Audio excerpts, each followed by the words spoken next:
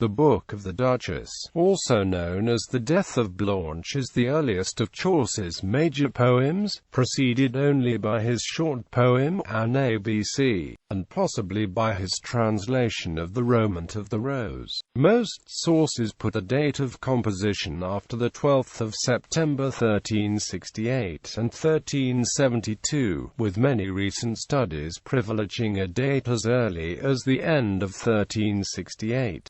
Overwhelming evidence suggests that Chaucer wrote the poem to commemorate the death of Blanche of Lancaster, wife of John of Gaunt. The evidence includes handwritten notes from Elizabethan antiquary John Stowe indicating that the poem was written at John of Gaunt's request. There are repeated instances of the word white, which is almost certainly a play on Blanche. Quote, in addition, at the end of the poem there are references to Lancaster, suggesting the House of Lancaster and Rachel, as John of Gaunt was Earl of Richmond, and the narrator swears by St. John, which is John of Gaunt's saint's name.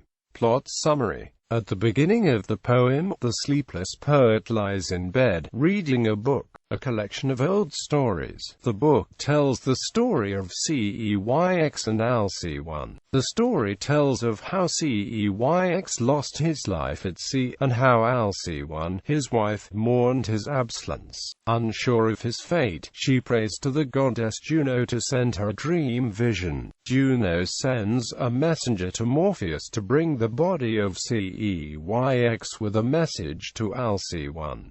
The messenger finds Morpheus and relays Juno's orders. Morpheus finds the drowned Ceyx and bears him to Alcyone 3 hours before dawn. The deceased Ceyx instructs Alcyone to bury him and to cease her sorrow, and when Alcyone opens her eyes, Ceyx has gone. The poet stops relaying the story of Ceyx and Alcyone and reflects that he wished that he had a god such as Juno or Morpheus so that he could sleep like Alcyone, and describes the lavish bed he would give to Morpheus should he discover his location. Lost in the book and his thoughts, the poet suddenly falls asleep with the book in his hands. He states that his dream is so full of wonder that no man may interpret it correctly.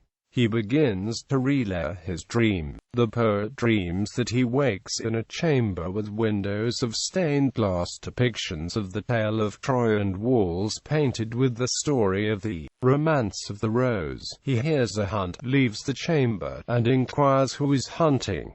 The hunt is revealed to be that of Octavian. The dogs are released and the hunt begins, leaving behind the poet and a small dog that the poet follows into the forest. The poet stumbles upon a clearing and finds a knight dressed in black composing a song for the death of his lady. The poet asks the knight the nature of his grief. The knight replies that he had played a game of chess with Fortuna and lost his queen and was checkmated. The poet takes the message literally and begs the Black Knight not to become upset over a game of chess. The knight begins the story of his life, reporting that for his entire life he had served love, but that he had waited to set his heart on a woman for many years until he met one lady who surpassed all others. The knight speaks of her surpassing beauty and temperament and reveals that her name was Good, Fair White. Quote, the poet, still not understanding the metaphorical chess game, asks the Black Knight to finish the story and explain what was lost. The knight tells the story of his fumbling declaration of love and the long time it took for the love to be reciprocated, and that they were in perfect harmony for many years. Still the narrator does not understand, and asks the whereabouts of White. The knight finally blurts out that White is dead. The poet realizes what has occurred as the hunt ends and the poet awakes with his book still in hand. He reflects on the dream and decides that his dream is so wonderful that it should be set into rhyme. Translations, 2004, 224.